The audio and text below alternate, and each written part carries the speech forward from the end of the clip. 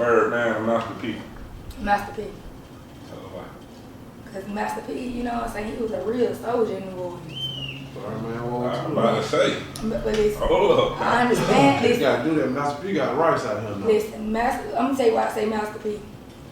Cause Master P gave back to his community, and not only did he give back to his community, but he started a school and stuff. He started a college, and he encouraged the youth, the generation, to go to school. So, and you know, I know that he just lost his daughter a few months ago, maybe, or recently, but I always liked Master P with Mia X. That was tough. Yeah. What you think? Seeing him lose his daughter. Oh yeah. Because I was thinking like, man, it got to be tough being the kid of somebody with some money. Yeah. You know, like you said, we all got. What really happened though? Do anybody know? She was. I think she had an overdose. Or something. Everybody always talking about these overdoses, but you know they said Whitney Houston overdose. Yeah. They said Bobby Christina overdose. You know they always talking about some overdoses, but I be thinking it be some more shit. Yeah, that's just where my mind be. I just think it be some different shit, some snake slime shit movie. That's possible, but I know now, like with the types of drugs that's out here, it's damn near to me almost like they say back in the 70s with the heroin and the stuff we need, the fentanyl and you know that. Yeah, they say the drugs ain't the same no more. You know? Yeah.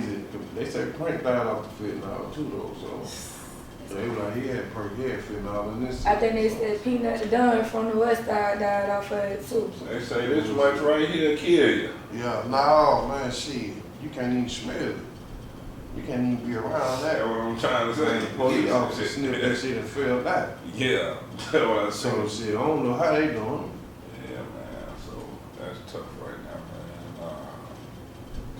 What they call it? Epidemic, pandemic. That's a pandemic. Pandemic on drug overusage, especially with the Fentanyl. prescriptions. That's what I was gonna ask you. If you seen a lot of people in there in prescriptions? I got a family member that just went to the feds in a drug prescription ring. Yeah. And that's all I'm seeing in different states. Every state they locking these folks up. I was plugged in with prescriptions. my friend in feds, and she had a whole pharmacy, so she doing day for day. Jenny, but she straight though. She straight. Her money straight, her shoes straight, her clothes straight. Lit. She lit. It's like she almost on the outside. Probably the thing she missing is a kid. You know what's crazy to me? I was watching this show, Trap Queens. You ever heard of that? Yeah, I heard about the Trap Queens. Yeah, you probably gonna get your episode, especially once you blow up with your music and the podcast and shit. But one thing, speaking of what we talking about that they was talking about on that, that you probably comment on. They say when man go to prison, you know how typically he want a woman to stay down. Who? Yeah, they say men don't stay down like women do when they want to go to prison. You want to speak on that a little Let me bit? tell you something. What's that? I'm glad you just said that. I held a nigga down for 5 years while I was in prison. And got the nigga name tatted on me, everything. Okay. And the nigga cheated on me. Like the loyalty ain't even there.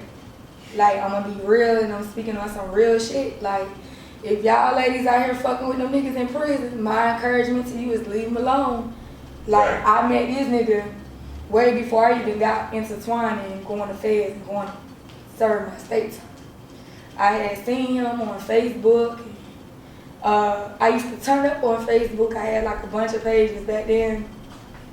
And I used to shake my ass on Facebook. Long live my sister Kim West.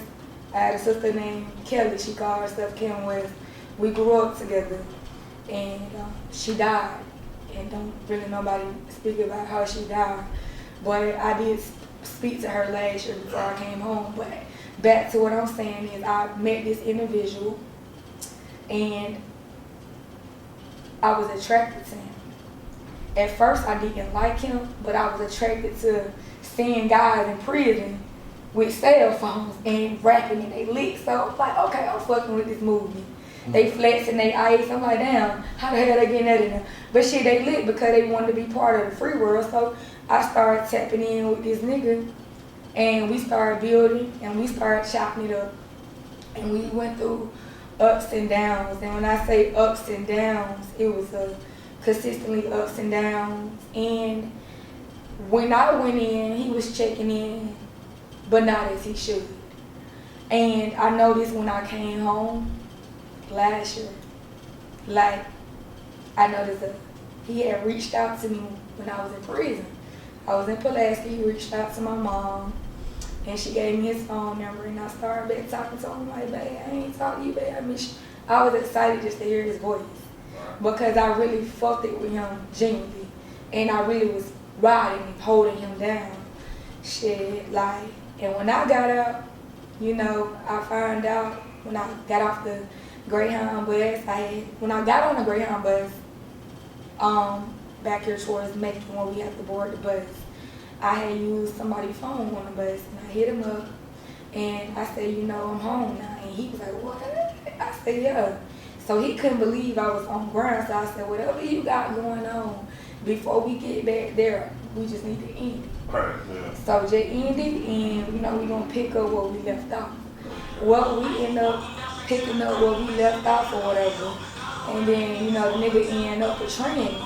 Like, I held him down all the way until it was time for him to come home. That's mine. So I ended up holding him down all the way until it was time for him to come home. And when that nigga got ready to come home, he changed on me. The relationship, like, tremendously changed. When I tell y'all that it changed bad, I'm talking about, like, when you was in prison, you knew me. When you was in prison, I was babe, wifey. And I'm talking about why I don't fuck with Cash App, because I sent this nigga over 10 bands on Cash App.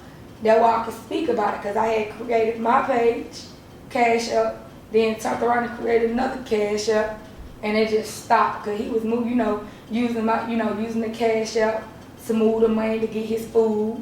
He was an energetic nigga, you know, and he was on before I met him, but he couldn't keep up with the trend. Yeah. And that's one thing about being in prison, you better know how to keep up with the trend, because I had packages coming in every month. Right. I had new shoes on my feet every month, and I'm giving shoes away. So that was big for me. So, but I ended up holding him down, long story short, and that nigga traded on me.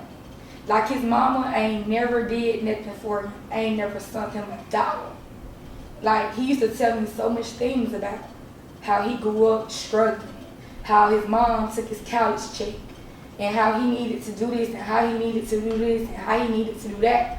And I'm like, okay, well, I'm riding and I'm sitting paying for you and your roommate to have food. I'm paying for y'all to eat. I'm paying for you to be able to smoke your weed how you want to. I'm paying your phone bill. Like, yeah. So I was a good ass woman to this individual. And when this nigga got out, he recently got out. That's why I could speak about it. And I'm unbothered about the whole situation now, because my heart is on ice. It's over with. It's on ice. I'm froze when it comes to that relationship shit. Because that nigga got out, and the crazy thing is, I don't fuck with his mom, and she don't fuck with me. And she started hitting me up at the very last minute, telling me these obligations, how her son was gonna move. And she was right.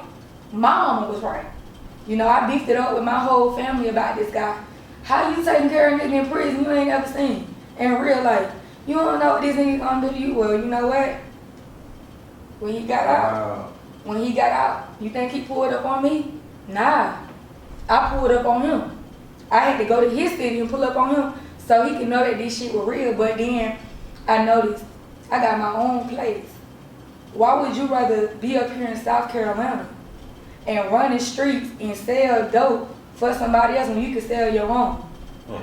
Why would you rather sit here, lose wealth, what you got, to be sleeping from house to house to house to house? Which is letting me know that he was a definitely unstable individual. Because there is no way in hell I'm going to leave somebody that hold me down for 5 years, knowing I got a golden treat and a golden ticket. When I get home, all I got to do is shit, let my old lady pick me up, you know what I'm saying? But see, the thing is, he did 10 years, and I had to suck this shit up that he wanted to run the streets. He wanted to catch up on them 10 years, and it's going to whoop his ass, maybe not right now because he's still fresh meat, but I'm going to tell you something. When I got out of prison, and I did 5, I didn't want to run the streets, because it put me in a mode that I'm watching everything around me. Because even in prison, you around people that would stab you up and kill you. You know, it was people like that in Pulaski that girls would cut you up with a razor, you know, make a shank. You know, it's like that in real life. So when I'm in the free world, I'm more like, you know, I don't know how this person moves. Don't get too close. Like, I'm cautious, very cautious. But shit, he was different from me. He wanted to get out here, get butt wild. It took me a minute to start going to the club. I just recently started going to the club. So it really took me a minute to really just step outside. And I still be pondering around a little bit because certain places I ain't familiar with like I used to be. So sometimes I turn Siri on, or sometimes I just use Google on the other phone. But like, bro, he really fucked up. And I got a song on the way about his ass. So I just want him to know, Spangy, you fucked up big time because you left the golden ticket to, and then the nigga had the nerve to post his baby mama. The baby mama looked like a totally crackhead. So I'm talking about, like, if you gon', one thing about guys, and I ain't belittling none of y'all in prison, but if you gon' up your features, make sure the next individual is better than the one you fucking with. Don't go get you a downgrade, because I got pictures with this man's daughter and her daughter, where the daughter wish I was her mom. And then, you know, it was crazy to me because she calling her daughter, is she really pretty? How she say she pretty? Yeah.